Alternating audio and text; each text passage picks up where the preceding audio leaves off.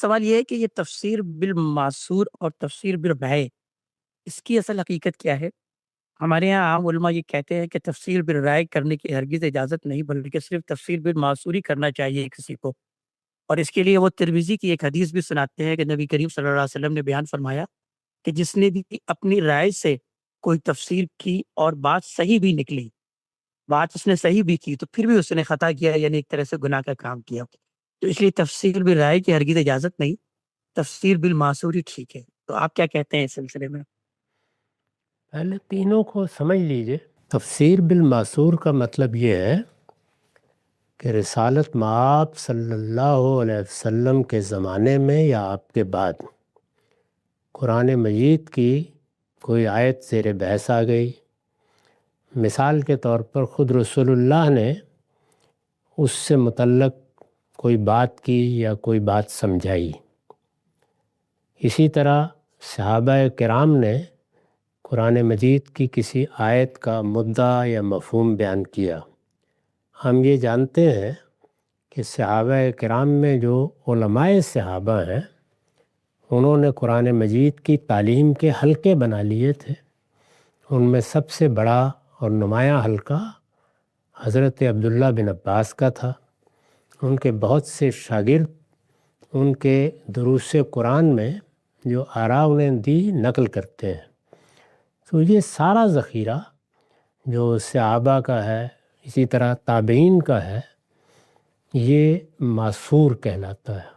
یعنی گویا روایت میں ہمیں رسالت مآب کی نسبت سے کوئی بات مل گئی، یا صحابہ کی نسبت سے، یا تابعین کی نسبت سے، بلکہ تبع تابعین تک بھی، تو اس کو پھر بعد میں لوگوں نے جمع کیا۔ یعنی کوئی باقاعدہ تفسیریں تو ظاہر لکھی نہیں گئی تھیں، تو اس کو لوگوں نے، سننے والے لوگوں نے روایت کیا اور لوگوں نے جمع کیا۔ ہمارے ہاں اس کا جو پہلا بڑا ذخیرہ ہے وہ طبری کی تفسیر ہے، اس میں اس طرح کی سب روایتیں جمع کر دی گئی ہیں، تو اس کو تفسیر بالمعصور کہتے ہیں۔ بعد کے زمانے میں لوگوں نے بہت اصرار کیا کہ جو تفسیریں ہونی تھیں وہ ہو گئیں، یعنی حضور نے کر دی، اسی طرح صحابہ نے کر دی، تابعین نے کر دی، تبع تابعین نے کر دی، اب اس سے ہٹ کے کوئی تفسیر نہیں کرنی چاہیے، تفسیر بالمعصور کا پابند رہنا چاہیے۔ یہ ایک نقطہ نظر ہے۔ ایک دوسری چیز یہ ہے کہ آدمی ان تفسیروں کو بھی سامنے رکھے اور پھر قرآن مجید پر براہ راست غور کرے۔ ظاہر ہے کہ یہ جو تفسیریں کی گئی تھیں یہ ایسے ہی کی گئی تھیں۔ صحابہ کرام نے جب کبھی کوئی تفسیر کی تو ان سے پہلے اگر کوئی تفسیر ہو چکی تھی تو اس کو بھی سامنے رکھا اور پھر خود بھی غور فرمایا۔ اگر آپ ان تفسیروں ہی کو دیکھ لیں جن کو معصور تفسیریں کہتے ہیں، تو ان میں بالکل نمایاں طور پر یہ نظر آئے گا کہ مسلمانوں نے ہمیشہ، یعنی اس دور میں، فقہ و تدبر کا منہاج اختیار کیا۔ یعنی دیکھیں گے ہمارے پاس اگر کوئی روایت میں بات ہے تو اس کو سامنے رکھ کر قرآن مجید سے اس کی مطابقت سمجھیں گے۔ اگر وہ سمجھ میں آ گئی تو اس سے اچھی بات کیا ہو سکتی ہے، ورنہ براہ راست قرآن مجید پر غور کریں گے، دیکھیں گے کہ اس میں کیا بات کہی گئی ہے، لفظوں سے کیا بات نکلتی ہے، جملے سے کیا بات متبادر ہوتی ہے، اور سیاق و سباق کیا ہے۔ تو دوسرا طریقہ فقہ و تدبر کا طریقہ ہے۔